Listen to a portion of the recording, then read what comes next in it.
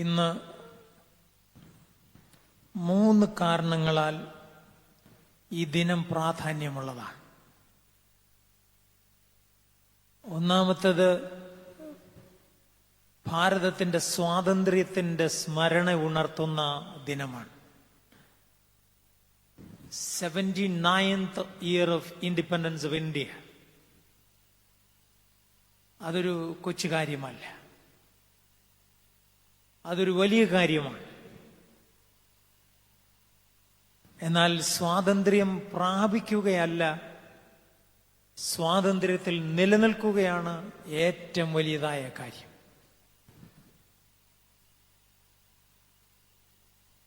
ഇന്ന് നമ്മുടെ സഹോദരങ്ങളെ കുറിച്ച് പല ആളുകളും പറയുന്നുണ്ടല്ലോ, പിള്ളേർക്ക് ഇപ്പൊ കല്യാണം കഴിക്കാൻ താല്പര്യമില്ല, അങ്ങനെയാണ് ഇങ്ങനെയാണ് എന്നൊക്കെ പറയുമല്ലോ. പിള്ളേർക്ക് താല്പര്യമൊക്കെ ഉണ്ട്, പക്ഷേ സ്വാതന്ത്ര്യത്തിൽ നിലനിൽക്കാനാകുമോ എന്ന ആശങ്കയാണ് അവരെ ഭരിക്കുന്നത്. അതുകൊണ്ട് സ്വാതന്ത്ര്യത്തിൽ നിലനിൽക്കുവാനുള്ള സ്വാതന്ത്ര്യം എന്ന് പറയുന്നത് സുപ്രധാനമാണ്.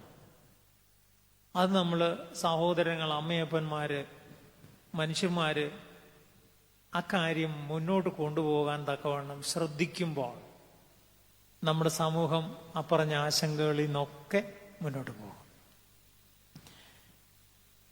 രണ്ടാമത്, പരിശുദ്ധ കന്യാമറിയാം അമ്മയുടെ ഈ ലോകത്തിൽ നിന്നുള്ള എടുക്കപ്പെടലിനെ ഓർക്കുന്ന ദിനമാണ്. That is not a simple thing. It is something very great regarding Christian faith, Christian life, and everything in this world. അത് വളരെ വളരെ പ്രാധാന്യപ്പെട്ടതാണ്.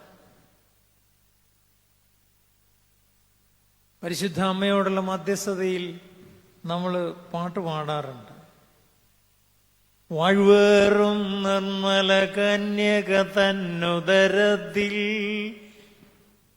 പരിശുദ്ധ കന്യമർത്തമറിയാം അമ്മയുടെ ഉദരത്തിൽ സ്വന്തം ഹിതത്തോട് വന്ന് ഉദയം ചെയ്ത ദൈവപുത്ര, നിന്നെ ഞങ്ങൾ വന്ദിക്കുന്നു.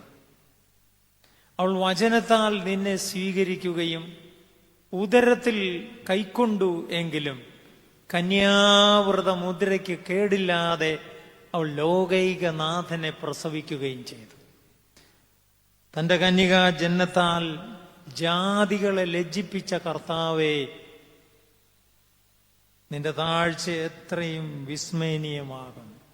മനുഷ്യരക്ഷയ്ക്കായി സ്വയം താഴ്ത്തിയ കർത്താവിനെ തിരുസഭ കീർത്തിക്കുന്നു. ആ പാട്ട് കന്യകമറിയാമിനോട് ഉള്ള സ്മരണയോട് ചേർത്താണ് ആരംഭിക്കുന്നത്. But it progresses and consummates with grace and glory to the second son of God.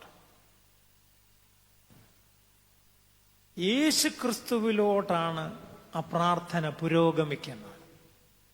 യേശു ക്രിസ്തുവിനോടുള്ള അപേക്ഷയും പ്രാർത്ഥനയുമായിട്ടാണ് അത് പൂർത്തീകരിക്കുന്നത്. അത് സഭയ്ക്ക് വിശുദ്ധ സങ്കല്പത്തിന്റെ ദർശനം എന്താണ് എന്ന് പറഞ്ഞു തരുന്ന ഒന്നാണ്. പരിശുദ്ധ കന്യാമറിയാം അമ്മയോട് മാധ്യസ്ഥമൊക്കെ നമ്മൾ നടത്തും. But our prayer is only unto the Lord. അത് വളരെ പ്രധാനപ്പെട്ട ഒരു കാര്യമാണ്. പക്ഷെ എന്തുകൊണ്ടോ അത് ഉയർത്തുന്നതിൽ പലപ്പോഴും നമ്മൾ മടി കാട്ടും.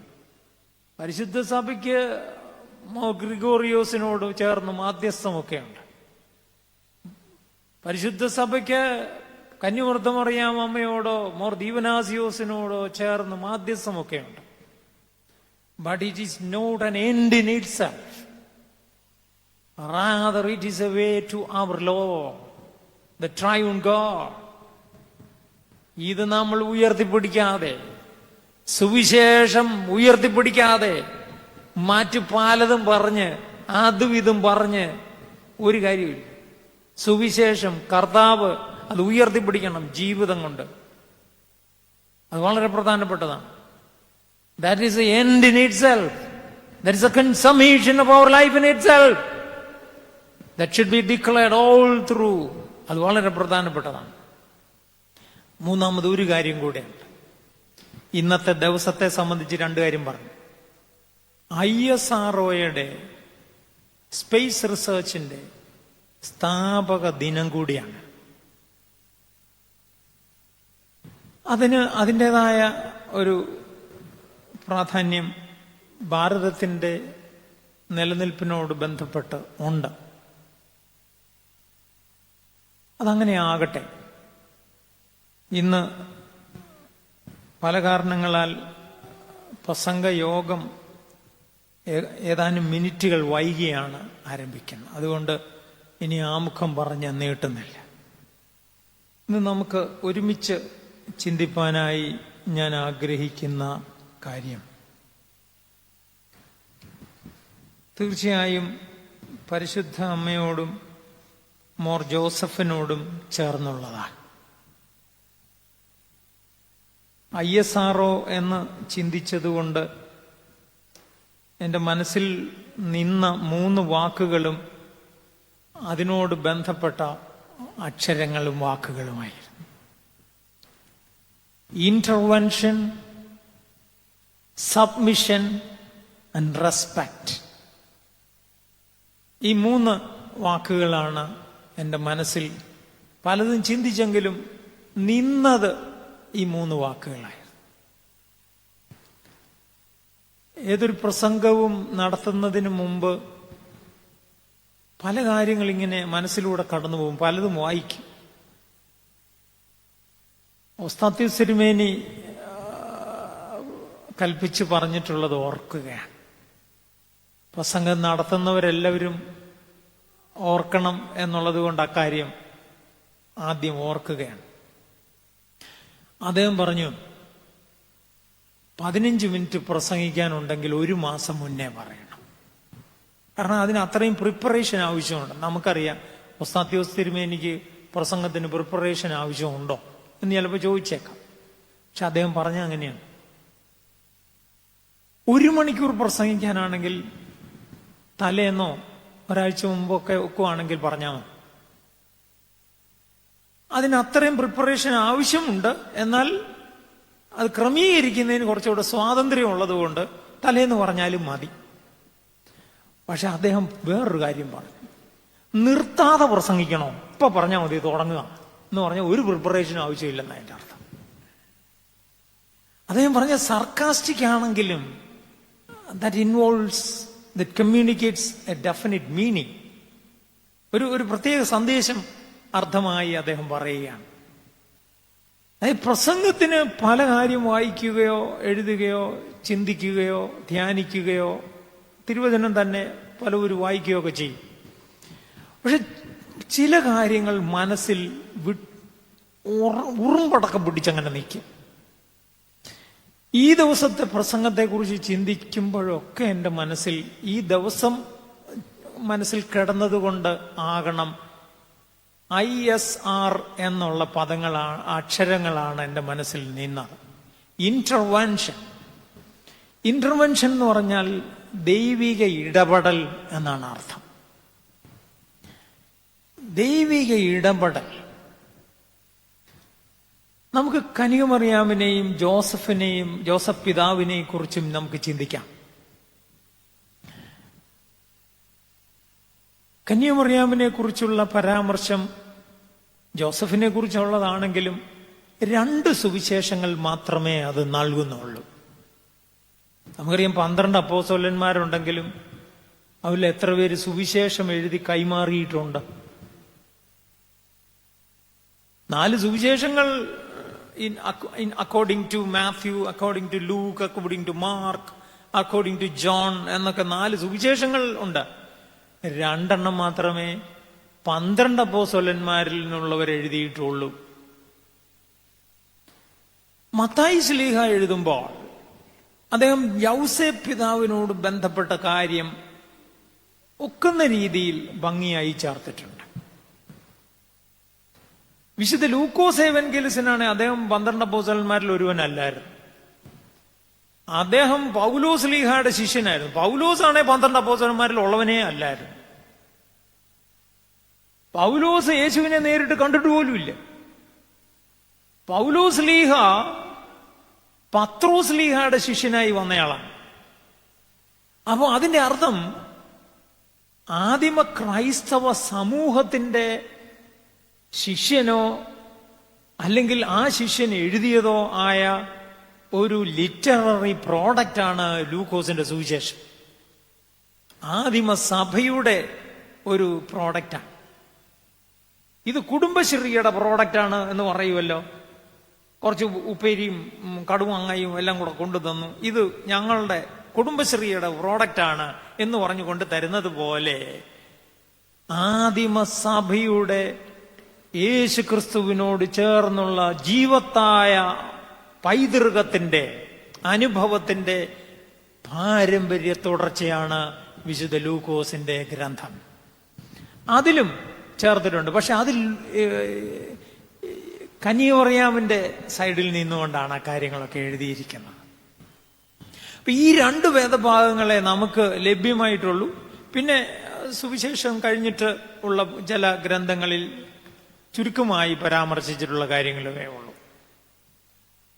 നമുക്ക് വിശുദ്ധ ലൂക്കോസ് എഴുതുമ്പോൾ 1-ാം അധ്യായം 26 മുതലുള്ള വേദഭാഗത്ത് ദൈവിക ഇടപെടലിനെ കുറിച്ചാണ് നമ്മൾ ചിന്തിക്കുന്നത്. Intervention in the lives of the people by God. ദൈവത്തിന്റെ ഇടപെടൽ മനുഷ്യ ജീവിതങ്ങളിൽ. ഇങ്ങനെയാണ് വേദഭാഗം ആരംഭിക്കുന്നത്. 6-ാം മാസത്തിൽ ദൈവം ഗബ്രിയേൽ ദൂതനെ നാസറേത്ത് എന്ന ഗാലിലി പട്ടണത്തിൽ യോസഫ് എന്ന പുരുഷന് വിവാഹം നിശ്ചയിച്ചിരുന്ന കന്യകയുടെ അടുക്കലേക്ക് അയച്ചു.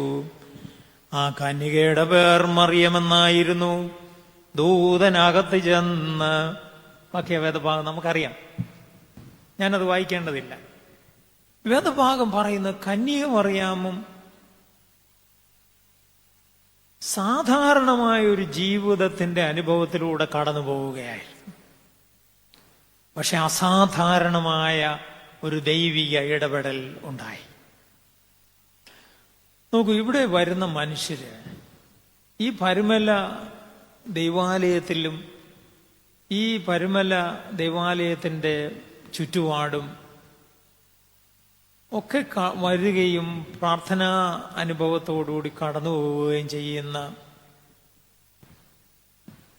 ക്രൈസ്തവരുടെ എണ്ണം ഒരു 40% കാണത്തുള്ളൂ ഇവിടെ വരുന്നവരുടെ. ബാക്കി ഇതര മതാനുഭാവികളാണ്. അപ്പൊ ചുരുക്കം പറഞ്ഞാൽ നമ്മുടെ സമൂഹത്തിന്റെ ഒരു നേർക്കാഴ്ചയാണ് ഇവിടെ വരുന്ന മനുഷ്യരെ. അവരൊക്കെ തന്നെ സാമൂഹികമായി വ്യക്തി ജീവിതത്തിൽ അവരുടേതായ ഓരോരോ ജീവിത സരണികളിലൂടെ യാത്ര ചെയ്യുന്ന മനുഷ്യരാണ്. എന്നാൽ അവരൊക്കെ മുഖ്യമാറും തങ്ങളുടെ നൊമ്പരത്തിന്റെ നാളുകളിൽ പ്രാർത്ഥനാപൂർവമായി ഈ സ്ഥലത്ത് വന്ന് പ്രാർത്ഥിക്കുകയാണ്. ഏതാനും മാസങ്ങൾക്ക് മുമ്പ് ഞാനൊരു കാര്യവുമായിട്ട് ബന്ധപ്പെട്ട് ഇവിടുത്തെ ഒരു മുറിയിൽ ഇരിക്കുകയാണ്. എനിക്ക് അല്പം എഴുതാനുണ്ട്. എഴുതിയത് വൈകുന്നേരം കൊടുക്കാനുള്ളതാണ്. ഞാൻ അവിടെ ഇരുന്നപ്പോൾ ഒരാൾ കതവ് തുറന്ന്, ഇവിടുത്തെ മുറിയല്ലേ, അത് അടച്ചിടേണ്ട കാര്യമില്ല, അത് തന്നെ അടയുന്ന കഥകാണ്, അത് തള്ളി ഒരാൾ അകത്ത് കയറി.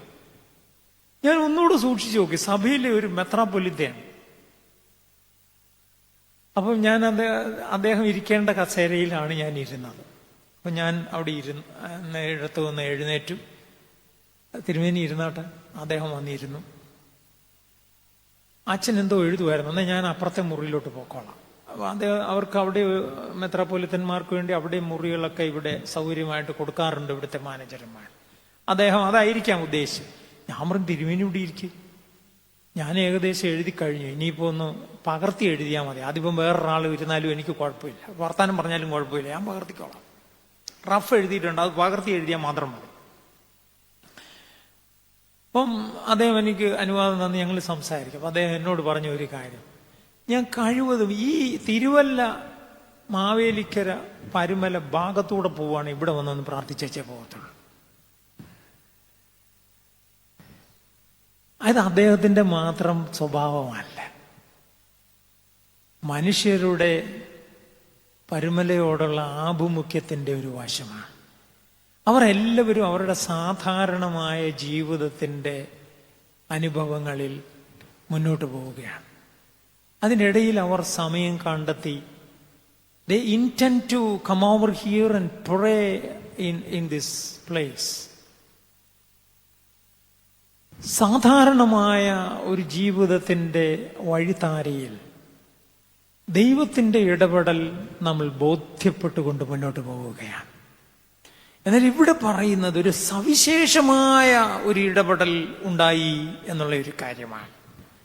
There was a special intervention of God in the lives of the people.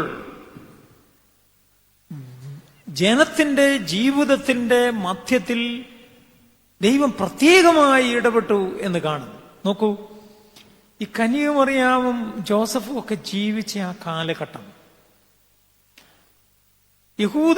അവർ യഹൂദരാണ്. യഹൂദ സാഹചര്യത്തിൽ ആ പൈതൃകത്തിൽ വളർന്നു വരുന്ന മനുഷ്യരാണ്.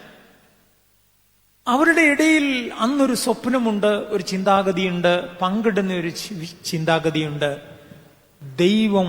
ദൈവപുത്രൻ വരും, മശിഹ വരും, തങ്ങളുടെ ജീവിതത്തിൽ ഇടപെടും. ഇപ്പോൾ നേരിടുന്ന പ്രശ്നങ്ങളിൽ ദൈവം ഇടപെട്ട് അനുകൂലപ്പെടുത്തും എന്ന വിചാരം അവർ പങ്കിട്ട ഒരു കാലഘട്ടത്തിലാണ് കന്യകമറിയാം ജനിക്കുന്നതും വളരുന്നതും ജീവിക്കുന്നതും.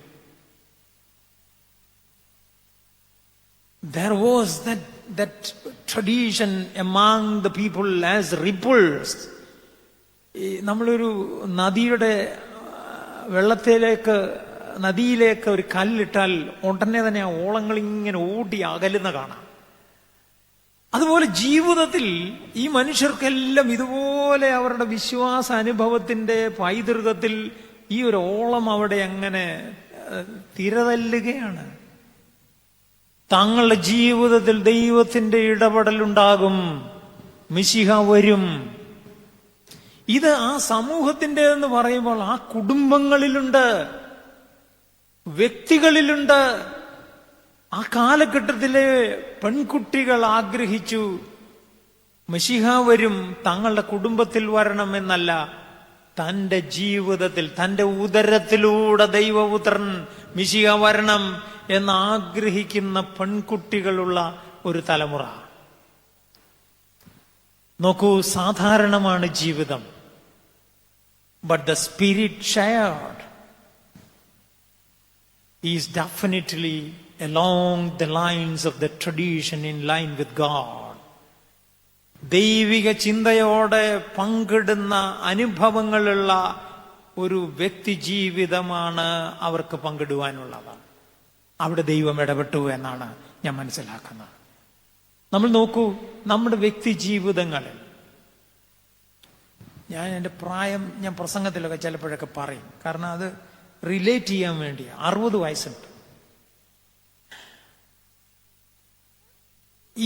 ഈ തലമുറയിലുള്ള ആളുകൾ വളർന്നു വരുമ്പോഴുള്ള ചിന്താഗതിയിലല്ല ഇന്ന് നമ്മുടെ സമൂഹം വളർന്നു വരുന്നത്. അതങ്ങനെയല്ലേ? പിന്നെ ഓരോ തലമുറയ്ക്കും അവരുടേതായ ചിന്താഗതികളൊക്കെ ഉണ്ടാവും. എന്നാൽ ആ ചിന്താഗതികളെ നമ്മൾ വിശകലനം ചെയ്യുമ്പോൾ, ചില പ്രബോധന ശുശ്രൂഷയാണല്ലോ ഇത്, അതുകൊണ്ടൊരു പ്രബോധനത്തിന് ചേരുന്ന ഒരു കാര്യം എടുക്കാൻ വേണ്ടി ഞാൻ അതിനെ റിലേറ്റ് ചെയ്യാം. സമൂഹം മാതാപിതാക്കളോട് ചേർന്ന്, സമൂഹത്തിന്റെ നന്മയോട് ചേർന്ന് ഈ നാട്ടിൽ ജീവിച്ച് ഇവിടെ തങ്ങളുടെ ജീവിതം കരുപ്പിടിപ്പിച്ച് മുന്നോട്ട് കൊണ്ടുപോകാൻ ആകുന്നത് ഈ നാടിനു വേണ്ടി ചെയ്ത് ജീവിക്കണം എന്നൊരു വിചാരം തലമുറയിൽ രക്തത്തിൽ ചേർന്നൊഴുകുന്ന ഒരു കാലഘട്ടത്തിൽ വളർന്നു വന്ന തലമുറയാണ്. അത് ഞങ്ങൾക്ക് ഉണ്ടോയെന്നൊന്നും നിങ്ങൾ ചോദിച്ചു നോക്കരുത്. നിങ്ങൾ മുന്നിൽ ഇരുന്നുകൊണ്ട് എന്റെ മുഖത്തേക്ക് നോക്കിക്കൊണ്ട് ഓളാണോ തന്റെ ജീവിതത്തിലുണ്ടോ എന്നൊക്കെ ഈ കണ്ണാടി വെച്ച ആളൊക്കെ ചോദിക്കുന്നതായിട്ട് എന്റെ മനസ്സ് പറയുക. ആ ചോദ്യമൊന്നും ഇപ്പം ചോദിക്കരുത്, കാരണം ഞങ്ങൾ തെറ്റിപ്പോയിരിക്കുകയാണ്. എങ്കിലും അത് ഉള്ള ഒരു കാലഘട്ടത്തിൽ വളർന്നു വന്നവരാണ്. ഇന്ന് അപ്സൈഡ് ഡൗൺ എന്നല്ല ഉൾട്ടയായെന്ന് പറയുന്നത് പോലെ ഇന്ന് പലതും മാറി മറിഞ്ഞിരിക്കുന്നു. മാതാപിതാക്കളാ കുട്ടികളോട് പറയുന്നത്, മോനെ ഇവിടെ താമസിച്ചിട്ട് കാര്യമൊന്നുമില്ല, എങ്ങോട്ടാന്ന് വെച്ചാൽ ഓടിപ്പോക്കോ. നമ്മുടെ നാടിന് ഉയർച്ച ഉണ്ടായത് നമ്മുടെ നാട്ടിൽ നിന്ന് വ്യത്യസ്ത കാലഘട്ടങ്ങളിൽ, തലമുറകളിൽ മദ്രാസിലേക്ക് പോകുന്ന ഒരു കാലഘട്ടം ഉണ്ടായിരുന്നു, ബോംബെക്ക് പോകുന്ന ഒരു കാലഘട്ടം ഉണ്ടായിരുന്നു, ഗുജറാത്തിന് പോയ ഒരു കാലഘട്ടം ഉണ്ടായിരുന്നു,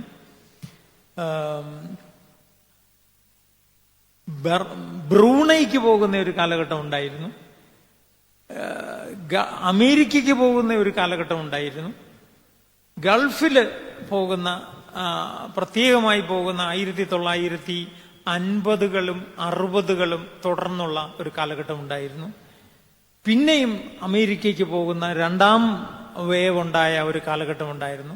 യൂറോപ്പിന്റെ പ്രത്യേകമായ അതിലേക്ക് പോകുന്ന ഒരു കാലഘട്ടം ഉണ്ടായിരുന്നു. ഇതിനൊക്കെ വ്യത്യസ്തമായി ആഫ്രിക്കയിലേക്കും നൈജീരിയ ആ സ്ഥലങ്ങളിലേക്ക് പോകുന്നു. ഇങ്ങനെ വ്യത്യസ്തങ്ങളായ തലമുറകളെ വിദേശങ്ങളിലേക്ക് കൊണ്ടുപോകുന്നതിനുള്ള പ്രത്യേക കാലഘട്ടങ്ങൾ ഭാരത കേരള ചരിത്രം പഠിക്കുമ്പോൾ സാംസ്കാരിക ചരിത്രത്തിൽ നമുക്ക് ലഭിക്കുന്നതാണ്. ആ കാലഘട്ടത്തിലൊക്കെ ആളുകൾ വിദേശത്തേക്ക് പോയതിന്റെ ഗുണം കൊണ്ടാണ് ഈ നാടിന് ഉയർച്ചയുണ്ടായത്. അത് തർക്കമറ്റ സംഗതിയാണ്. ഈ സഭയ്ക്ക് ഉയർച്ചയുണ്ടായത് അതുകൊണ്ടാണ്. അത് തർക്കമറ്റ സംഗതിയാണ്. എന്നാൽ ആ തലമുറ ഇവിടെ നിന്ന് ഓടിപ്പോവുകയല്ലായിരുന്നു. ഇവിടുന്ന് എങ്ങനെയാലും അങ്ങനെയല്ലായിരുന്നു. മറിച്ച് തങ്ങളുടെ അധ്വാനത്തിന്റെ ഭാഗമായി ഒരു സ്ഥലത്തേക്ക് പോകുന്നു, അവിടെ അധ്വാനിക്കുന്നു, തിരിച്ചു വരുന്നു. എന്നാൽ ഇന്ന് അങ്ങനെയല്ല.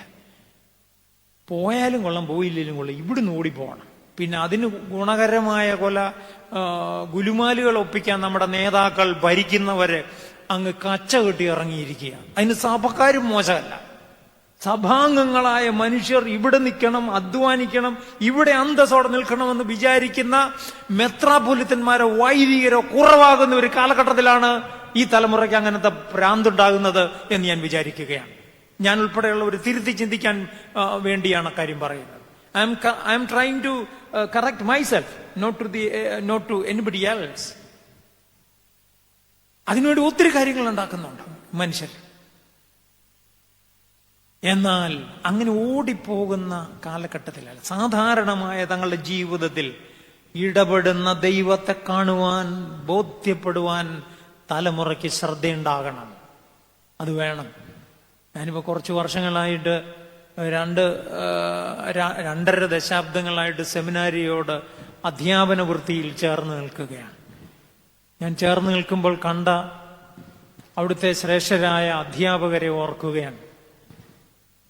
ജോഷു അച്ഛനും, ഒസാദ്യോസ് തിരുമേനി, പൗലോസ് ഗ്രിഗോറിയോസ് തിരുമേനി, KM ജോർജ് അച്ഛൻ, ജേക്കബ് കുര്യൻ അച്ഛൻ, CC ചെറിയാൻ അച്ഛൻ, ഓത്തോമസ് അച്ഛൻ, ഇവർക്കൊക്കെ എവിടെങ്കിലുമൊക്കെ ഓടിപ്പോകാമായിരുന്നല്ലോ ഈ സഭയിൽ. എവിടെങ്കിലുമൊക്കെ പോയി അവർക്ക് എന്തെങ്കിലുമൊക്കെ നേടണമെന്ന് ഇന്നത്തെ എനിക്ക് ശേഷമുള്ള തലമുറയ്ക്കും ഒക്കെ തോന്നുന്ന ഈ പ്രത്യേക പാഷൻ, അതിന് വേറൊരു പദം ഭ്രാന്തെന്നാണ്. അത് അവർക്കില്ലായിരുന്നല്ലോ. പിന്നെ ഇത് ഞങ്ങൾക്ക് എങ്ങനെ വന്നു? അതിന്റെ അർത്ഥം എന്തോ ഭ്രാന്തി ഇതിനകത്ത് തലമുറയിൽ കയറി വന്നിട്ടുണ്ട്. അത് സൂക്ഷിക്കേണ്ടതാണ്. ദൈവത്തിന്റെ ഇടപെടൽ ബോധ്യപ്പെടുവാൻ, സാധാരണ ജീവിതത്തിൽ ഇടപെടുന്ന ഒരു ദൈവത്തെക്കുറിച്ചുള്ള ബോധ്യം ഉണ്ടായിരുന്നു. അത് സ്വീകരിക്കാൻ അവരെ ഒരുക്കുന്ന ഒരു അന്തരീക്ഷം അവിടെ ഉണ്ടായിരുന്നു എന്നുള്ളതാണ്. ആ ഇടപെടൽ ബോധ്യപ്പെടുവാനാണ് കന്യകമറിയാമിന്റെ അടുക്കലേക്ക് ദൂതൻ വരുന്നത്. ദൂതൻ വ്യക്തിജീവിതങ്ങളിൽ എപ്പോഴും ഇടപെടുന്ന ദൈവ സാന്നിധ്യത്തിന്റെ പ്രതീകമാണ്. നമ്മൾ ചുമ്മാതാണെങ്കിലും നമ്മുടെ തലമുറ കുട്ടികളോട് പറയുമായിരുന്നു, കുഞ്ഞുങ്ങളോട് പറയുമായിരുന്നു, മോനെ വെള്ളം വെക്കരുത്, നോക്കിക്കേ കുഞ്ഞുവാവ തൊട്ടിൽ കിടക്കുന്ന ചിരിക്കുന്നുണ്ടോ, കണ്ണടച്ചേക്കുവാണോ, ഉറങ്ങുവോ, ചിരിക്കുവോ, മാലാഖ വന്നതാ. നമ്മൾ പറയുമായിരുന്നു. അവർ ദൈവ സാന്നിധ്യത്തിന്റെ ഇടപെടൽ ജീവിതങ്ങളിൽ ഉറക്കത്തിലും ഉണർച്ചയിലും കുഞ്ഞായിരിക്കുമ്പോഴും എപ്പോഴും ഉണ്ടാകുന്നു എന്നുള്ള ബോധ്യം ഏറിക്കൊണ്ടവർ വളർന്നു വരണം എന്ന ആഗ്രഹത്തിൽ നമ്മൾ അങ്ങനെ പറഞ്ഞു കൊടുക്കുമായിരുന്നു. ജീവിതത്തിൽ എന്നും ഇടപെടുന്ന ദൈവപുത്രന്റെ ആ ബോധ്യം കന്യകമറിയാം അതുവഴി സ്വീകരിക്കുകയായിരുന്നു. എന്തിന്? ജോസഫിന്റെ ജീവിതത്തെക്കുറിച്ച് പറയുമ്പോൾ, വിവരിക്കുമ്പോൾ വിശുദ്ധനായ മത്തായി ശ്ലീഹ എഴുതുന്ന ഭാഗത്ത് 1-ാമത്തെ അധ്യായത്തിൽ തന്നെ അവിടെ നാം കാണുകയാണ് 18 മുതലുള്ള ഭാഗത്ത് ജോസഫ് നീതിമാനായ മനുഷ്യൻ, അദ്ദേഹം വിവാഹം നിശ്ചയം ഒക്കെ കഴിഞ്ഞ് ഇരിക്കുന്ന ഒരു കാലഘട്ടം. അദ്ദേഹത്തിനൊരു വാർത്ത കിട്ടുകയാണ്, തൻ്റെ ഭാര്യയെക്കുറിച്ച് എന്തൊക്കെയോ ആളുകൾ പറയുന്നു. നമ്മുടെ സമൂഹത്തിൽ ആ സ്ത്രീ അയാളുടെ ഭാര്യയായിട്ട് തീർന്നിട്ടില്ല. പക്ഷെ അവിടുത്തെ സാഹചര്യത്തിൽ ആ സ്ത്രീ അദ്ദേഹത്തിന്റെ, ജോസഫിന്റെ ഭാര്യയായി ഗണിക്കപ്പെടുന്ന ഒരു കാലഘട്ടത്തിലാണ്. അങ്ങനെയുള്ള ഒരു സാഹചര്യത്തിൽ കേട്ടത് വളരെ വിഷമത്തോടെ അദ്ദേഹം വിചാരിക്കുകയാണ്. അദ്ദേഹം ഉറങ്ങിക്കാണുമോ എന്ന് എനിക്ക് സംശയം തോന്നിയിട്ടുണ്ട് പലപ്പോഴും. കാരണം ഇത്ര പ്രയാസമുള്ള സമയത്ത് ഉറങ്ങാൻ പറ്റത്തില്ല. സത്യ, എനിക്ക് ഇപ്പൊ എത്രയോ കാലങ്ങളായിട്ട് പ്രസംഗിക്കുന്നു, എത്രയോ കാലങ്ങളായി ക്ലാസ് എടുക്കുന്നു. പക്ഷെ ഇപ്പോഴും സെമിനാരിയിൽ 1 അവർ ക്ലാസ് എടുക്കുന്നതിന് മുമ്പ് ഒരു ചെറിയ സംഭ്രമമുണ്ട്. അത് പ്രസംഗത്തിന് മുമ്പുണ്ട്. ഞാൻ ചിലരോടൊക്കെ ചോദിക്കൂടൂ, തനിക്ക് ഇങ്ങനത്തെ എന്തെങ്കിലും ഉണ്ട്? എനിക്ക് കൂടുതലായിട്ടുണ്ട്. അത് നമ്മൾ നമ്മുടെ ഒരുക്കത്തിന് വേണ്ടിയുള്ള ഒരു പ്രചോദനമായി കണക്കാക്കിയാണ് നമ്മൾ വായിക്കുകയും നോട്ട് കുറിക്കുകയും അല്ലെങ്കിൽ ലാപ്ടോപ്പിൽ അതൊക്കെ തയ്യാറാക്കുകയോ ഒക്കെ ചെയ്ത് നമ്മൾ പ്രസംഗിക്കുന്നതിനോ ക്ലാസ് എടുക്കുന്നതിനോ പോകുന്നത്. വ്യക്തി ജീവിതങ്ങളിൽ ആശങ്കയോടെ ഇരിക്കുന്ന ആ സമയങ്ങളിൽ ഉറക്കം കിട്ടാറില്ല. ജോസഫ് തന്റെ വ്യക്തി ജീവിതത്തിൽ വലിയ പ്രയാസങ്ങൾ ഉണ്ടായിരിക്കുന്ന, സ്വപ്ന നഷ്ടമുണ്ടായ സാഹചര്യത്തിൽ ഉറങ്ങിയോ എന്ന് സംശയിച്ചാണ് ഈ വേദഭാഗം പിന്നെയും വായിച്ചിട്ടുള്ളത്.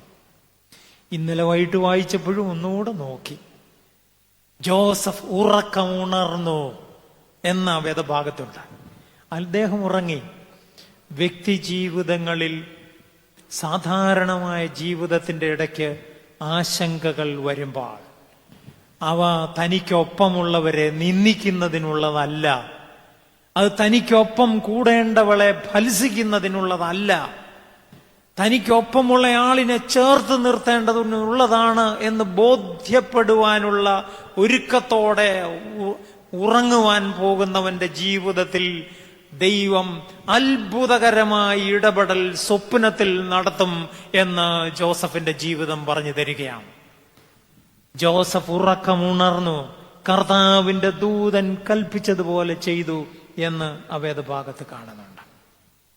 അപ്പോൾ അദ്ദേഹം ആ ജീവിതത്തിൽ തീർച്ചയായും ദൈവിക ഇടപെടലിനെ കുറിച്ചുള്ള ബോധ്യത്തോടെയാണ് ആ സ്വപ്നത്തെ കാണുന്നത്. നമ്മുടെ വ്യക്തി ജീവിതങ്ങളിൽ ആശങ്കയുണ്ടാക്കുന്ന സാഹചര്യം വരാം. വളരെ ആശങ്കയുണ്ടാക്കുന്ന സാഹചര്യങ്ങൾ ചിലപ്പം വരാം. രോഗപ്രയാസത്തിന്റെ വലിയ ക്ലേശങ്ങൾ ഉണ്ടാക്കുന്ന സാഹചര്യം വരാം. ഞാൻ കഴിഞ്ഞ ദിവസം ഒരു പള്ളിയിൽ പോയി. കുർബാനയ്ക്ക് ചെന്നപ്പോൾ അവിടെ വികാരി അച്ഛൻ സ്വകാര്യമായി ത്രോണോസിൽ എഴുതി വച്ചിരിക്കുന്ന ഒരു ലിസ്റ്റുണ്ട്. അതിൽ കഴിഞ്ഞ 15 വർഷത്തിനിടയിൽ സെമിനാരിയിൽ നിന്നിറങ്ങിയ വൈദികരിൽ ചിലരുടെ കുടുംബമായുള്ള പേരുകളുണ്ട്. സന്താനലബ്ധിക്കായി കുറേ പേരുകൾ എഴുതിയ കൂട്ടത്തിൽ ആ പേരുകളും എഴുതിയിരിക്കുകയാണ്. കുട്ടികളില്ലാത്ത ദമ്പതികളുടെ ദുഃഖവുമായി നമ്മുടെ ജീവിതത്തിൽ മുന്നോട്ട് പോകുന്ന ആശങ്കകളുള്ള ദമ്പതികൾ ഉണ്ടാകാം. എന്നെ കേൾക്കുന്നവർ ഉണ്ടാകാം. ദൈവം ഇടപെടട്ടെ. ശാരീരികമായി ക്ലേശതരമായ രോഗത്തിലേക്ക് വീണുപോയതിൻ്റെ പ്രയാസങ്ങൾ പേറുന്ന ആളുകൾ ഉണ്ടാകാം. തൻ്റെ ജീവിതത്തിന്റെ 2 അറ്റം കൂട്ടിമുട്ടിക്കുവാൻ വളരെ ക്ലേശിക്കുന്ന സാഹചര്യമുള്ള മനുഷ്യരുണ്ടാകാം. വ്യക്തി ജീവിതങ്ങളിൽ താൻ ഏർപ്പെട്ടിരിക്കുന്ന കാര്യത്തിൽ ഒറ്റപ്പെടുത്തപ്പെടലും പ്രയാസങ്ങളും നേരിടുന്ന ചില മനുഷ്യർ ചിലപ്പോൾ കാണാം. കേരളം കഴിഞ്ഞ വർഷക്കാലമായി ചർച്ച ചെയ്യുന്ന ഒരു മനുഷ്യന്റെ മരണമുണ്ടല്ലോ. നമ്മുടെ ഇവിടുന്ന് കുറച്ച് ദൂരത്ത് മാത്രമുള്ള ഒരു ADM ആയിട്ട് പ്രവർത്തിച്ച ഒരു നവീൻ ബാബു, അദ്ദേഹം ആത്മഹത്യ ചെയ്തു എന്നൊക്കെ പറഞ്ഞു. ഭാര്യ സുപ്രീം കോടതി വരെ പോയിരിക്കുകയാണ്. അയാൾ ആത്മഹത്യ ചെയ്തതല്ല, വേറെ എന്തോ അതിക്രമം ചെയ്തതാണെന്നാണ്. അതൊന്നും കേൾക്കാൻ ഈ സമൂഹത്തിൽ ആളില്ലാതെ വന്നിരിക്കുകയാണ്. സമൂഹത്തിൽ ആളുണ്ട്, നേതാക്കളിൽ ആളില്ല. ആ മനുഷ്യന് തൻ്റെ സാമൂഹികമായ രംഗത്തെ നല്ല പേരിലുള്ള പ്രവർത്തനങ്ങൾ നടത്തുന്നതിനിടയിൽ ഒറ്റപ്പെടുത്തലുകൾ, പ്രയാസങ്ങൾ നേരിടുകയാണ്. അത് മുന്നോട്ട് കൊണ്ടുപോകാൻ ആകാത്തവണ്ണം ജീവിതത്തിൽ പ്രയാസം നേരിട്ടു. അദ്ദേഹം തന്റെ ജീവിതം അവസാനിപ്പിച്ചു എന്നാണ് പൊതുവെ സമൂഹം പറയുന്നത്. അങ്ങനെയുള്ള ക്ലേശം നേരിടുന്ന മനുഷ്യർ ഇന്നും ഉണ്ട്. നമ്മുടെ ഈ സമൂഹത്തിൽ അനാവശ്യ ഇടപെടലുകൾ കൊണ്ട് അധികാരികളും മനുഷ്യരും ഞെരുക്കുന്ന ഒത്തിരി മനുഷ്യരുണ്ട്. ദൈവം ഇടപെടട്ടെ എന്ന് നമ്മൾ ആഗ്രഹിക്കുന്ന എത്രയധികം നിമിഷങ്ങളുണ്ട്. യുദ്ധങ്ങളുടെയും കെടുതികളുടെയും മധ്യത്തിൽ നെടുവീർപ്പോടെ പോകുന്ന എത്രയോ മനുഷ്യര്, അസൂയക്കാരുടെ ഉപദ്രവം കൊണ്ട് ജീവിക്കാനാകാതെ പ്രയാസം നേരിടുന്ന മനുഷ്യര് എത്രയോ പേരുണ്ട്. ജോലി നഷ്ടപ്പെടുന്ന സാഹചര്യമുള്ള മനുഷ്യര്. ഞാനൊരു മനുഷ്യനെ കണ്ടു. അദ്ദേഹം കുറെ നാള് വിദേശത്ത് ജോലി ചെയ്യായിരുന്നു. അദ്ദേഹം നാട്ടിൽ വന്ന് ഇനിയിപ്പോൾ 3 വർഷം കൂടെ ജോലിയുള്ളൂ. ഒത്താൽ 6 വർഷം കൂടെ കിട്ടുമായിരിക്കാം. ഭാര്യയും മക്കളെയും കൂടെ കൊണ്ടുപോയി വിദേശത്ത് കൊണ്ട് 3 വർഷമെങ്കിൽ 3 വർഷം അവരെ കൂടെ ആ വിദേശത്ത് കൊണ്ട് താമസിപ്പിക്കണമെന്ന് വിചാരിച്ച് നാട്ടിൽ വന്ന് കുറേ കാര്യങ്ങൾ ചെയ്ത് വീട് ഒരാളെ ഏൽപ്പിച്ച്, പറമ്പൊരാളെ ഏൽപ്പിച്ച്, വലിയ പറമ്പൊന്നുമില്ല, മിനിമം അത് ഏൽപ്പിച്ച് ഭാര്യയും കൊണ്ട് വിദേശത്ത് പോയി ഒരു വീടെടുത്ത് അവിടെ താമസിക്കും. 12 മാസത്തെ വാടക, വലിയ എമൗണ്ട് വാടക കൊടുക്കാൻ ചെക്ക് ഒപ്പിട്ട് കൊടുത്തെങ്കിൽ മാത്രമേ വീട് കിട്ടത്തുള്ളൂ. വലിയ എമൗണ്ടാണ്. നാട്ടിലെ ഒരു 1.25 ലക്ഷത്തിനും 1.25 ലക്ഷത്തിനും ഇടയ്ക്ക് വാടക കൊടുത്ത് അവിടെ അങ്ങനെ 12 മാസത്തേക്ക് ഒപ്പിട്ട് 6 മാസത്തെ അഡ്വാൻസും കൊടുത്ത് അവിടെ കൊണ്ടുപോയി. അതുവരെ അദ്ദേഹം ജോലി ചെയ്തെങ്കിലും കാർ ഉപയോഗിക്കുന്നില്ലായിരുന്നു. ഒരു കാറും വാങ്ങി, ഭാര്യയും മക്കളും വരുമല്ലേ, കാറും വാങ്ങി. ഇവരവിടെ ചെന്നു. 1.5 മാസം കഴിഞ്ഞപ്പോ അയാളുടെ ജോലി അങ്ങ് പോയി. എന്നാ ചെയ്യും എന്ന് മുകളിലോട്ട് നോക്കാൻ വയ്യാത്ത പ്രതീക്ഷാ നഷ്ടത്തിന്റെ സാഹചര്യം നേരിട്ട ഒരാളെ ഞാൻ കണ്ടു. ദൈവിക ഇടപെടൽ ഉണ്ടാകുമെന്ന് പ്രതീക്ഷിച്ച് അദ്ദേഹത്തിനൊപ്പം ഇരുന്ന് പ്രാർത്ഥിച്ചത് ഞാൻ ഓർക്കും.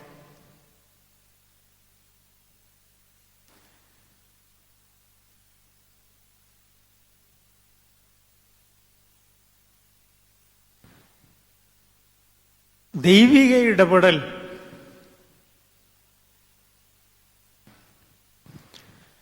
ജീവിതത്തിന്റെ സന്നിഗ്ധാവസ്ഥകളിൽ നേരിടുന്ന മനുഷ്യര് അത് പ്രതീക്ഷിച്ചുകൊണ്ട് പ്രാർത്ഥിക്കുന്ന ഇടമാണിത് എന്ന് നാം തിരിച്ചറിയുകയാണ്. അത് ജോസഫിനും മറിയമിനും കാര്യമായി ഉണ്ടാവുകയാണ്. അതുകൊണ്ട് എന്താ ഉണ്ടായത്? നമ്മൾ ചിന്തിച്ചു വന്ന ഇന്റർവെൻഷൻ, ദൈവിക ഇടപെടലിന്റെ പരിസമാപ്തിയിൽ അവിടെ സബ്മിഷൻ ഉണ്ടാവുകയാണ്. They submitted themselves to the will of God. കന്യകമറിയാമും ജോസഫും അവർ രണ്ടുപേരും ദൈവിക ഇടപെടലിന് വിധേയപ്പെടുത്തി സമർപ്പിച്ചതായി വേദഭാഗം പറയുകയാണ്. കന്യകമറിയാമിന്റെ കാര്യം നമുക്ക് ആ വേദഭാഗത്ത് വ്യക്തമാണ്. ഇതാ ഞാൻ കർത്താവിന്റെ ദാസി, നിന്റെ വാക്കുപോലെ എനിക്ക് ഭവിക്കട്ടെ എന്ന് പറഞ്ഞു. അങ്ങനെ ഒരു വാക്ക് പറയുന്നതിന് പ്രയാസമൊന്നുമില്ല. പക്ഷെ അങ്ങനെ ജീവിച്ചു എന്നാണ് ആ വേദഭാഗം തുടർന്ന് പറയുന്നത്. ആ വേദഭാഗം മാത്രമല്ല, തുടർന്ന് വിശുദ്ധ ലൂക്കോസിന്റെ 2-ാം പുസ്തകം ഒക്കെ പറയുന്ന അങ്ങനെയാണ്. ഇന്ന് ഇവിടെ ആരാധനയിൽ സംബന്ധിച്ച ആളുകൾക്കോ മറ്റെവിടെങ്കിലും സംബന്ധിച്ചവർക്കോ അറിയാം. ഇന്ന് അപ്പോസ്തല പ്രവൃത്തികൾ 1-ാമത്തെ അധ്യായത്തിന്റെ 1 മുതൽ 16 വരെയുള്ള വാക്യങ്ങൾ വായിക്കും. അവിടെ പറയുന്ന ശിഷ്യന്മാരുടെ പേരുകളൊക്കെ പറയുകയാണ്. ഒരു മാളികയിൽ ഒരുമിച്ചിരുന്ന് പ്രാർത്ഥിക്കുന്ന മനുഷ്യരുടെ പേരുകൾ പറയുകയാണ്. ശിഷ്യന്മാരുടെ ഒക്കെ പേര് പറഞ്ഞു. പത്രോസ്, യാക്കോബ്, യോഹന്നാൻ, എല്ലാവരുടെയും പേര് പറഞ്ഞു. അവർ, ശിഷ്യന്മാരുടെ പേരാണ്. അവർ സ്ത്രീകളോടും അതുപോലെ യേശുവിന്റെ അമ്മയായ മറിയോടും ചേർന്ന് അവർ പ്രാർത്ഥന കഴിച്ചു പോകുന്നു. എന്താ അതിന്റെ അർത്ഥം? Saint Mary was submitting herself to the will of God and she continued in it ever in her life. അവളുടെ ജീവിതത്തിൽ അതെന്നും തുടർന്നതായി ആ വേദഭാഗം പറയുകയാണ്. അതാണ് കന്യകമറിയാമിനെ കുറിച്ചുള്ള നമ്മുടെ എല്ലാവരുടെയും ബോധ്യം എന്നുള്ളതും നമുക്കറിയാം. അതുകൊണ്ട് അവർ ഇരുവരും സമർപ്പിക്കുവാൻ തക്കവണ്ണം ഒരുക്കമായിരുന്നു. ജോസഫ് പിതാവിനെ സംബന്ധിച്ച് ആ വേദഭാഗം പറയുന്നത് വിശുദ്ധ മത്തായി ശ്ലീഹായുടെ സുവിശേഷം 1-ാമത്തെ അധ്യായത്തിലെ ഭാഗമാണ്. മുമ്പേ ഞാൻ വായിച്ച വേദഭാഗമാണ്. ജോസഫ് ഉറങ്ങുമ്പോൾ അദ്ദേഹം ആശങ്കയോടെയാണ് ഉറങ്ങിയത്. എന്നാൽ അദ്ദേഹത്തിന് ദർശനമുണ്ടായി സ്വപ്നത്തിൽ. അതേ തുടർന്നുള്ള കാര്യം പറഞ്ഞിരിക്കുന്നു. അവളൊരു മകനെ പ്രസവിക്കും, അവൻ തന്റെ ജനത്തെ അവരുടെ പാപങ്ങളിൽ നിന്ന് രക്ഷിപ്പാനിരിക്ക കൊണ്ട് നീ അവന് യേശു എന്ന് പേരിടണമെന്ന് പറഞ്ഞു. 22-ാമത്തെ വാക്യം, ജോസഫ് ഉറക്കം ഉണർന്നു. കർത്താവിന്റെ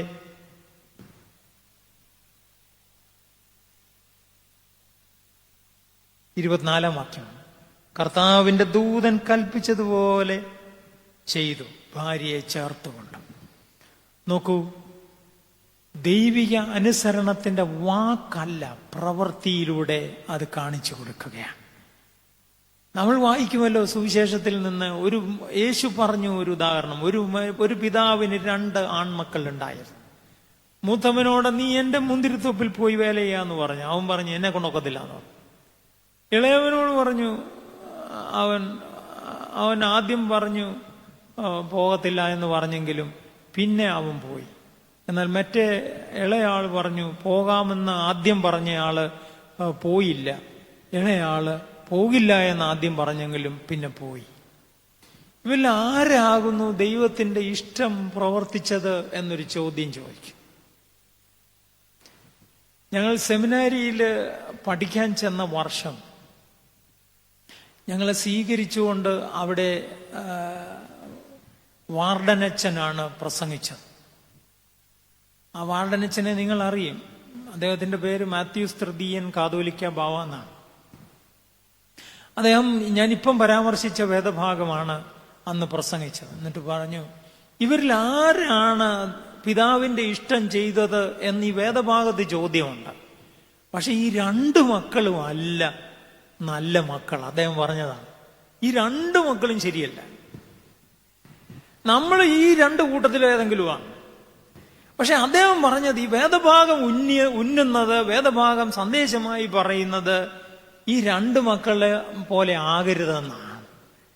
പോകാമെന്ന് പറയുകയും പോവുകയും അതിൽ നിലനിൽക്കുകയും ചെയ്യുന്ന മകനായി മകളായി തീരുന്നവരാണ് പിതാവിന്റെ ഇഷ്ടം ചെയ്യുന്ന നല്ല മക്കളെന്ന് അദ്ദേഹം അന്ന് പറഞ്ഞത് ഓർമ്മിപ്പിക്കുന്നത്. എന്നെ കേൾക്കുന്ന ദൈവത്തിന്റെ ജനമേ, ദൈവത്തിന്റെ ഇടപെടൽ വ്യക്തി ജീവിതങ്ങളിൽ ഉണ്ടാകുന്നു. അത് ബോധ്യപ്പെട്ട അനുസരണത്തിന്റെ തലം കണ്ടെത്തുവാൻ നമുക്കാകുമോ?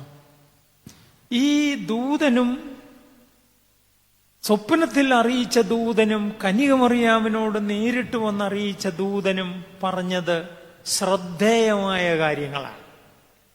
അത് കന്യകമറിയാമിനോട് അറിയിച്ചപ്പോഴാണ് പ്രത്യേകിച്ച് എടുത്തു പറഞ്ഞിരിക്കുന്നത്. കന്യകമറിയാമിനോട് പറഞ്ഞു, നിന്റെ ചാർച്ചക്കാരി എലിസബത്ത് വാർദ്ധക്യത്തിൽ ഒരു മകനെ ഗർഭം ധരിച്ചിരിക്കുന്നു. മച്ചി എന്ന് പറഞ്ഞവൾക്ക് ഇത് 6-ാമത്തെ മാസം.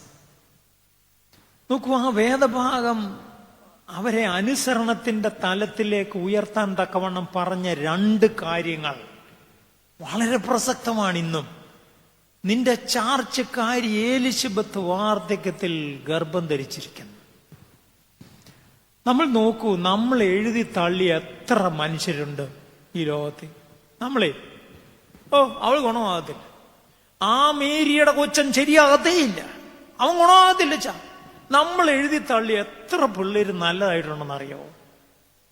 നമ്മൾ എഴുതി തള്ളി എത്രയധികം സാഹചര്യങ്ങൾ നല്ലതായിട്ടുണ്ടെന്നറിയോ? എത്രയധികം. ഈ ആത്മഹത്യ ചെയ്യാൻ ചിന്തിക്കുന്നവർ കണ്ടെത്തേണ്ട ഒരു കാര്യമുണ്ട്. അവരുടെ വ്യക്തി ജീവിതത്തിൽ ദൈവം ഇടപെടില്ല എന്ന് നിശ്ചയിച്ച കാര്യത്തിൽ നാളെ അത് നല്ലതാകുമ്പോൾ ഇവർ ജീവിച്ചിരിക്കണ്ടായോ? വേണ്ടേ? നാളെ അത് നല്ലതാകുമ്പോൾ ഇവർ ജീവിച്ചിരുന്നത് കാണണ്ടേ? അതുകൊണ്ട് ജീവിതത്തിൽ പ്രത്യാശയുടെ ധൈര്യം മുറുകെ പിടിച്ചുകൊള്ളുവാൻ ഒരു നിമിഷവും നമ്മൾ വേറെ ആയി പോകരുത്. അതെന്നും ആ മുറുകെ പിടിച്ചുകൊള്ളുവാൻ ആവശ്യമായിരിക്കും. പ്രത്യാശയുടെ ധൈര്യം കല്ലറയ്ക്കപ്പുറത്ത് ജീവിതമുണ്ടെന്ന് പഠിപ്പിക്കുന്ന കുരിശിന്റെ മാതൃകയാണ്. കുരിശ് മരിച്ചവന്റെ മാതൃകയല്ല. കുരിശ് കല്ലറയിൽ അടയ്ക്കപ്പെട്ട കർത്താവിന്റെ പ്രതീകമല്ല. കുരിശിൽ തൂങ്ങിയ കർത്താവിന്റെ പ്രതീകവുമല്ല, മറിച്ച് പുനരുത്ഥാനം ചെയ്ത കർത്താവിന്റെ പ്രതീകമാണ്. അത് ഈ കല്ലറയ്ക്കപ്പുറത്ത് ജീവിതമുണ്ട് എന്ന് പഠിപ്പിക്കുന്നിടത്താണ്. നമ്മൾ നോക്കി, നമ്മൾ എത്ര പേരുടെ ജീവിതം എഴുതി തള്ളിയിട്ടുണ്ട്. ചിലപ്പോൾ നമ്മുടേത് തന്നെ എഴുതിയിട്ടുണ്ടാവും. എന്റെ ജീവിതം ശരിയാവൂല, എന്റേത് ശരിയാവൂല. പക്ഷെ നാളെ നല്ലതാകുന്നത് കാണാൻ, ദൈവം അത് നല്ലതാക്കുന്നത് കാണാൻ നീ ഞാനും ജീവിച്ചിരിക്കണ്ടേ? ഇന്ന് കർഷകർക്കും ഏറ്റവും പ്രതീക്ഷയും പ്രത്യാശയും വേണ്ട ഗ്രൂപ്പാണ് അവര്. കർഷകർ ഏറ്റവും പ്രതീക്ഷ പ്രയാസത്തിന്റെ മധ്യത്തിൽ നിലനിൽക്കുന്ന ആളുകളാണ് കർഷകർ. അവർക്കും പ്രതീക്ഷ നഷ്ടപ്പെടുകയാണ്. ഇപ്പൊ ഈ കേരളത്തിൽ തേങ്ങയുടെ വില ഒത്തിരി കൂടിയല്ലോ. അതിന്റെ കാരണം ഇവിടുത്തെ ഗവൺമെന്റ് അവർ മനസ്സിലാക്കുന്നു. തെങ്ങ് കർഷകർക്ക് പ്രോത്സാഹനം കൊടുക്കുന്ന ഒരു നിലപാട് കഴിഞ്ഞ 30-ലധികം വർഷമായിട്ട് ഈ കേരളത്തിലുണ്ടായിരുന്നു. അത് തകർത്തു കളഞ്ഞു സ്വാർത്ഥമതികളായ നേതാക്കൾ. അതിന്റെ ഗുണമാണ് ഈ അന്തരീക്ഷത്തിൽ, ഈ നമ്മുടെ പ്രകൃതിയിൽ കാണുന്നത്. അവർ തിരിച്ചറിയണം, കാർഷികമായ മേഖലയ്ക്ക് പ്രോത്സാഹനം കൊടുക്കണം.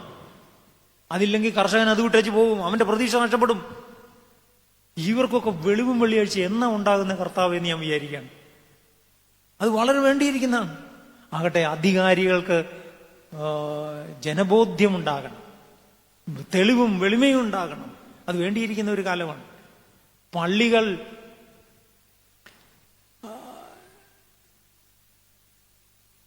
ആദ്യ ഫലപ്പെരുന്നാളുകളൊക്കെ നടത്തും. എന്തിനു വേണ്ടിയാ? അടുത്തുള്ള കൊലക്കടയിൽ പോയി 2 കൊല വാങ്ങിച്ചുകൊണ്ട് വന്ന് പള്ളിയിൽ ലേലം ചെയ്യാനാണോ? അങ്ങനെ ഇപ്പൊ നമ്മൾ വിചാരിച്ചിരിക്കുന്ന അതിനല്ല. വീട്ടിലുള്ളവർ അവരുടെ പറമ്പിൽ, അവരുടെ തൊടിയിൽ എന്തെങ്കിലുമൊക്കെ കൃഷി ചെയ്ത് അതുകൊണ്ട് കൊടുക്കണം. അതിന് പ്രോത്സാഹിപ്പിക്കുന്ന തലത്തിലാകണം ആദ്യ ഫലപ്പെരുന്നാളുകൾ. ഇന്ന് അതല്ല നടക്കുന്നത്. ആരാ കർത്താവേ ഇവർക്ക് ഈ വെളിവ് കൊടുക്കുന്നത്? അതുകൊണ്ട് നമ്മുടെ സമൂഹം കാർഷികമായ പ്രത്യാശയുടെ, പ്രതീക്ഷയുടെ അനുഭവത്തിലൂടെ പോകണം. വൈദികർ ആത്മഹത്യ എന്നൊരു സ്ഥിതിയാ ദൈവമേ. പുനരുദ്ധാനകനായ കർത്താവിനെയാണ് പ്രതിനിധീകരിക്കുന്നത്.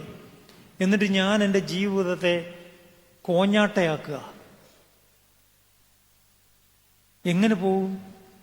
ഈ അടുത്ത സമയത്ത് കൽക്കട്ടയില് സെനറ്റ് ഓഫ് സെറാംപൂർ കോളേജുകളുടെ കീഴിൽ ഉള്ള അധ്യാപകരുടെയും FFRS പോലെയുള്ള ഡോക്ടറൽ സെന്ററുകളുടെയും ഡയറക്ടർമാരുടെ ഒരു മീറ്റിംഗ് ഉണ്ടായിരുന്നു. അതിൽ FFRSയുടെ ഡയറക്ടർ ആയതുകൊണ്ട് എന്നെയും വിളിച്ചിരുന്നു. ഞാനും പോയി. അവിടെ നമ്മുടെ KM ജോർജൻ ക്ലാസ് എടുക്കുകയാണ്. അപ്പൊ അദ്ദേഹം ക്ലാസ് എടുക്കുന്നതിന്റെ ഇടയ്ക്ക് അദ്ദേഹം വേദിയോടൊരു ചോദ്യം ചോദിച്ചു. What we call in English, in Malayalam അദ്ദേഹം ചോദിക്കുകയാണ്, what we call in Malayalam the insignificant thing in A coconut. ഈ തെങ്ങിലൊക്കെ ഒരു ഉപയോഗമില്ലാത്തതെന്നുള്ള അർത്ഥത്തിൽ നമ്മൾ ഉപയോഗിക്കുന്ന ഏത് സാധനത്തിന്റെ ഏത് പേരാ ഉപയോഗിക്കുന്നതെന്ന് അദ്ദേഹം ചോദിച്ചു. കോഞ്ഞാട്ട എന്നാ പറയുന്നത്. അപ്പൊ ഞാൻ അവിടെ ഇരിപ്പുണ്ട്. എന്നോടാണ് അദ്ദേഹം മുന്നിരിക്കുകയല്ലേ ഞാൻ. അപ്പം എന്നോട് ചോദിക്കുകയാണ് അത്. ഞാൻ പറഞ്ഞു, അച്ഛാ കോഞ്ഞാട്ട, എക്സാക്ട്ലി ദ വേർഡ് കോഞ്ഞാട്ട മീൻസ് ഇന്നതാന്ന് പറഞ്ഞു. അദ്ദേഹം പിന്നെ സുന്ദരമായ ഇംഗ്ലീഷിൽ അത് അവിടെ മറുപടി പറഞ്ഞു. ഞാൻ പറഞ്ഞത് ജീവിതത്തെ കോഞ്ഞാട്ടയാക്കാനുള്ളതല്ല, പ്രതീക്ഷ നിർഭരമായി കൊണ്ടുപോകാൻ ക്രിസ്തുവിന്റെ കുരിശിനോട് ചേർത്ത് നിൽക്കേണ്ടവനാണ് വൈദികൻ. ക്രിസ്ത്യാനിയോ ആ പ്രതീക്ഷയിൽ തന്റെ ജീവിതം മുന്നോട്ട് കൊണ്ടുപോകാൻ പ്രതീക്ഷിക്കപ്പെടുന്നവനാണ്. അവരാണ് ഈ ജീവിതത്തെ തങ്ങളുടെ ദൈവിക ഇടപെടൽ ബോധ്യപ്പെട്ട് സമർപ്പിച്ചു കൊണ്ടുപോകേണ്ട. ഒരു കാര്യം കൂടെ ഇവരെ കുറിച്ച്, കന്യാമറിയാമിനെയും ജോസഫിനെയും കുറിച്ച് പറഞ്ഞ് ഞാൻ എൻ്റെ വാക്കുകൾ ഉപസംഹരിക്കാം. മൂന്നാമത്തേത് ഇന്റർവെൻഷൻ, സബ്മിഷൻ. ISRO എന്നാണല്ലോ, 6 വരെ പറയുന്നു. റെസ്പെക്ട്, ബഹുമാനം, ആദരവ്, വെനറേഷൻ. കന്യാമറിയാമിനെയും ജോസഫിനെയും കുറിച്ച് ഒട്ടും കുറവില്ലാതെ രണ്ടുപേരെയും സഭ ബഹുമാനിക്കുന്നതാണ്. ആ ബഹുമാനത്തിന്റെ കാരണം അവർ ദൈവിക ഇടപെടൽ ബോധ്യപ്പെട്ടതും അവർ ദൈവിക ഇടപെടലിന് തങ്ങളെ തന്നെ സമർപ്പിച്ചതുമാണ്. അവരോടുള്ള ബഹുമാനത്തിന്റെ അളവാണ് ഈ സുവിശേഷം ഇങ്ങനെ എഴുതപ്പെട്ടതിന്റെ കാരണം. ഈ സുവിശേഷത്തിൽ അവരെ കുറിച്ച് എഴുതിയിരിക്കുന്ന കാര്യങ്ങൾ വളരെ ഹ്രസ്വമായ വിവരണമാണ്, പക്ഷെ തികവുള്ള വിവരണമാണ്. എന്താണ് അവിടെ എഴുതിയിരിക്കുന്നത്? ഈ മാലാഖ വന്നു, സ്വപ്നത്തിൽ കാര്യമുണ്ടായി, ബഹുമാനത്തോടെയാണ് അവരെ കുറിച്ച് പറഞ്ഞിരിക്കുന്നത്. രണ്ടുപേരെ കുറിച്ച്. കിഴക്കുനിന്ന് വിദ്വാൻമാര് വന്നു, യേശു കുഞ്ഞുവിനൊക്കെ മാത്രമല്ല കണ്ടത്, അമ്മയപ്പന്മാരോട് ചേർന്ന് കണ്ടു. മഗൂഷന്മാരും ആട്ടിടയരും വന്നു, അവർ അമ്മയപ്പന്മാരോട് ചേർന്ന് കുഞ്ഞിനെ വണങ്ങി. എന്തിന്? ആ ബഹുമാനം തുടർന്നും കാണുകയാണ്. ആ ബഹുമാനം ജോസഫ് തന്റെ ഭാര്യയോട് കാട്ടി. അതുകൊണ്ടാണ് താൻ കേട്ടതിന്റെ അടിസ്ഥാനത്തിൽ ഉപേക്ഷിക്കാൻ ഒരുങ്ങിയെങ്കിലും അങ്ങനെയല്ല വേണ്ടതെന്ന് അറിഞ്ഞിട്ട് അയാൾ അവളുമായി, ആ പൂർണ്ണ ഗർഭിണിയായ സ്ത്രീയുമായി ദൂരേക്ക് പേർവഴി ചാർത്തപ്പെടുവാൻ പോകുമ്പോൾ ബഹുമാനത്തോടെ പോകുന്നത്. നമുക്കൊപ്പമുള്ളവരെ ബഹുമാനിക്കുന്നത് ദൈവിക സാക്ഷ്യത്തിന്റെയും അനുസരണത്തിന്റെയും ഭാഗമാണ്. അത് വളരെ പ്രധാനപ്പെട്ടതാണ്. നമ്മൾ ആരെയെങ്കിലും ബഹുമാനിക്കുന്നത് ദൈവിക സാക്ഷ്യത്തിന്റെ ഭാഗമാണ്. സഭയിൽ അച്ഛനായ എന്നെ ആരെങ്കിലും ബഹുമാനിക്കുന്നുണ്ടെങ്കിൽ അത് ദൈവിക സാക്ഷ്യത്തിന്റെ ഭാഗമാണ്. ഞാനോ എനിക്ക് മുകളിലുള്ളവരോ അത് ഞങ്ങൾക്ക് അങ്ങ് അവകാശപ്പെട്ടതാണെന്ന് പേരിൽ ചുംബത്തരവുമായിട്ട് നടക്കുന്നുണ്ടെങ്കിൽ അതും ഇരിപ്പതാണ്. മറിച്ച് അത് ദൈവിക സാക്ഷ്യത്തിന്റെ ഭാഗം മാത്രമാണ്. അതിനപ്പുറമായിട്ട് ആരും കാണിക്കണ്ട, അപ്പുറമായിട്ട് ആരും ചിന്തിക്കണ്ട. സുവിശേഷം കൊടുത്ത ബഹുമാനം മാത്രമേ എനിക്കും മുകളിലുള്ളവർക്ക് താഴെയുള്ളവർക്കും ഉള്ളൂ. അതിനെ വഞ്ചിച്ച് ജീവിക്കുകയാണെങ്കിൽ അതിനുള്ള കുഴപ്പവും ഉണ്ടാവും. അതിന് യാതൊരു തർക്കവുമില്ല. സുവിശേഷത്തിനുള്ള ബഹുമാനം മാത്രമേ ഉള്ളൂ. ആകട്ടെ, അപ്പോൾ ഈ ബഹുമാനം കന്യാമറിയാമിനും ജോസഫിനും കൊടുക്കുകയാണ്. 12-ാമത്തെ വയസ്സിൽ യേശു ദൈവാലയത്തിൽ ആയിരിക്കുന്നു. അപ്പനും അമ്മയും അവരെ തിരക്കി നടക്കുന്നു. പിന്നെ കണ്ടെത്തി. കന്യാമറിയാം പറയുകയാണ്, മോനെ, നിന്റെ ഈ അപ്പനും ഞാനും, അവൾ എന്ത് ബഹുമാനത്തോടെ പറയുന്നത്, നിന്റെ ഈ അപ്പനും ഞാനും എന്ത് വിഷമിച്ചെന്നറിയാവോ? സ്ത്രീകൾ, ആ സ്ത്രീ പറഞ്ഞത് ഓർക്കണം, പുരുഷന്മാർ ഓർക്കണം. ആകട്ടെ, യേശു കടന്നു പോകുമ്പോൾ ഒരു സ്ത്രീ ഉച്ചത്തിൽ വിളിച്ചു പറഞ്ഞു. വിശുദ്ധ ലൂക്കോസ് എവൻഗേലിയൻ എഴുതി 11-ാം അധ്യായം 27 മുതൽ യേശുവിനെ നോക്കിക്കൊണ്ടൊരു സ്ത്രീ വിളിച്ചു പറഞ്ഞു, നിന്നെ ചുമന്ന ഉദരവും നീ കുടിച്ച മുലകളും ഭാഗ്യമുള്ളത്. ഒരു സ്ത്രീക്ക് സഹജമായ കാര്യങ്ങളെ മാത്രം ഓർമ്മിപ്പിച്ചുകൊണ്ട്, അതിന്റെ പദങ്ങൾ മാത്രം ഉപയോഗിച്ചുകൊണ്ട് ആ സ്ത്രീ പറയുകയാണ്, നിന്നെ ചുമന്ന ഉദരവും നീ കുടിച്ച മുലകളും ഭാഗ്യമുള്ളത് എന്ന്. ഞാൻ ആദ്യമേ വായിച്ച വേദഭാഗം അപ്പോസ്തല പ്രവൃത്തി 1-ാം അധ്യായം 14 വാക്യത്തിൽ അവർ സ്ത്രീകളോടും യേശുവിന്റെ അമ്മയായ മറിയോടും എന്നൊക്കെ ചേർത്ത് എഴുതണമെങ്കിൽ ആദിമസഭയുടെ 120 സംഘത്തോട് ചേർന്നിരുന്ന് പ്രാർത്ഥിക്കുന്ന മാതാവ് നമുക്കൊപ്പം ഈ പകലിൽ നമുക്കൊപ്പം ഇവിടെ നിന്ന് പ്രാർത്ഥിക്കുവാൻ പ്രചോദനവും പ്രാർത്ഥിക്കുവാൻ കൂട്ടാളിയുമാണ്. ആ മാധ്യസ്ഥത്തോട് ചേർന്നാണ് ജോസഫ് പിതാവിനെയും കന്യാമറിയാമിനെയും നാം കാണുന്നത്. അവർ ദൈവിക ഇടപെടൽ സാധാരണ ജീവിതത്തിൽ അനുഭവിച്ച് അനുസരണത്തോടെ അസാധാരണമായ ജീവിതമായി intervention of God, and they felt the intervention in their personal life, and they submitted themselves to the will of God, and they were respected all through, and they are being respected in a continuous manner all through the church and in the society at large. ദൈവം നമ്മെ അനുഗ്രഹിക്കട്ടെ.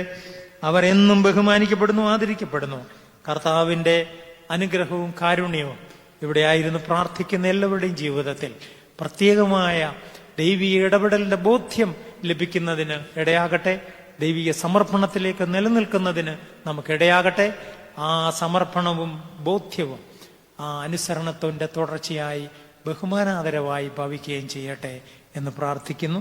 നിങ്ങൾ നമ്മുടെ സെമിനാരികളെയും ബലഹീന എന്നെയും ഓർക്കണം.